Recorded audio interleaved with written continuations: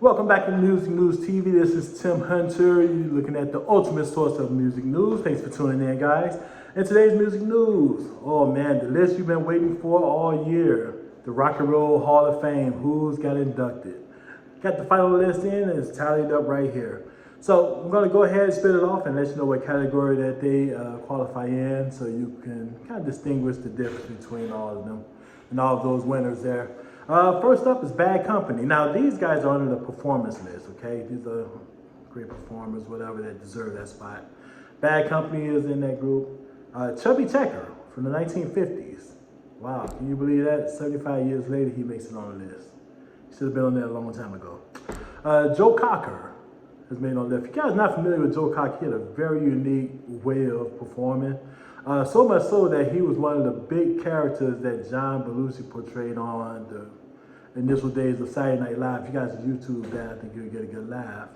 Cyndi Lauper. Cyndi Lauper's on that list. One of the 80s greats. For some reason, she always reminded me of Madonna. But she's from the UK and she definitely has some hits, so she definitely deserves that list as well. Outkast made the list. Atlanta's own Outkast, and this is very interesting. Now, of course, Outkast deserve to be on the list. They're a very unique group, very local, very creative. Oh man, it's just so exciting to see these guys on that list of being in the Rock and Roll Hall of Fame. Sound Garden. Sound Garden is on the list. That's good there, Rock and Roll group. White Stripes is on the list. They made the Rock and Roll Hall of Fame. Salt and Pepper, another one that made the list, interestingly enough. Now, Salt and Pepper is not so much in categories and performance. They're going to be under the musical influences list. When you think about it, they did have a lot of those girls cutting their hair kind of like short and angled and all that, and dressing like them and everything, in addition to making all those hits. They literally had like hundreds of hits out there. Warren Zevon, he's on the list, great musical artist. Now, in this category is under musical excellence, right? One of my favorite producers of all time, music producers of all time. Of course, my number one favorite producer of all time is none other than Quincy Jones.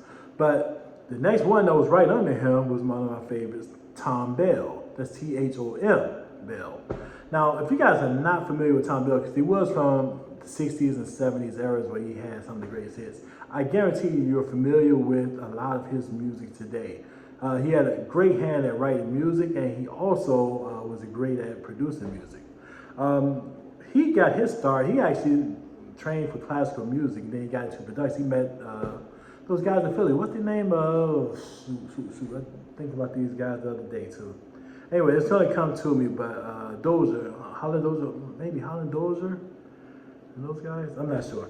Anyway, he started out with the Delphonics, actually, his first writing gig, and he actually wrote that song "La La La La La La La La La" means "I love you." Another one on that list was what's that one? Didn't I blow your mind this time? Didn't I? If you guys are not familiar, there was actually the soundtrack in the early '90s that used to be offered late night TV. They had these guys at a house party and they'll put on some music and the girls dance with them and everything. It was a pretty funny video. I mean, a commercial, that is. But not only that, he actually wrote for the Spinners also. He actually produced them. He did a song, what he did for the Spinners? So I can't think now.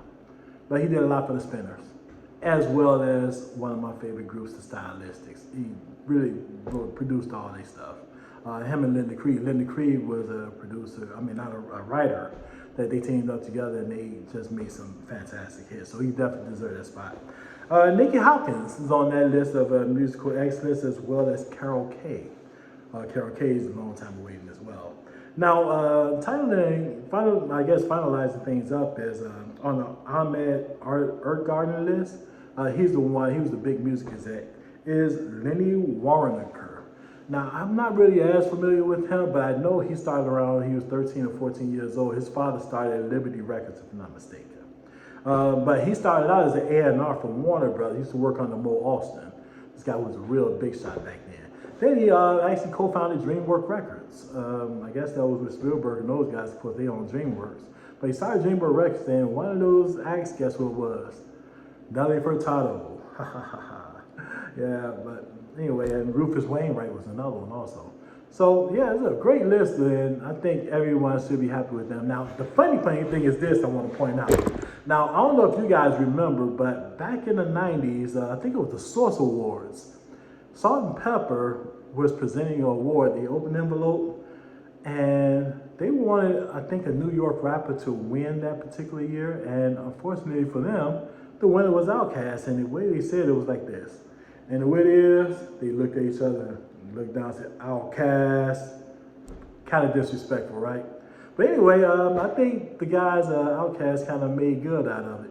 They got on stage to accept the award, and they didn't really talk about what happened. They just said the South got something to say. And boy, did they say it. I think that actually comment, what happened there, actually sparked them to go even harder to make those hits that they made, you know, and really spark some things. So you never know how you can influence somebody. I'm pretty sure they're very cool today, and they'll probably even joke about it on this ceremony. Nonetheless, that's it for Music News TV for right now. I'm Tim Hunter. I'm glad you guys tuned in. Check us out on musicnewstv.com. We got 24-hour news for you, all music news, okay? And you can subscribe and like also, all right? Bye, guys.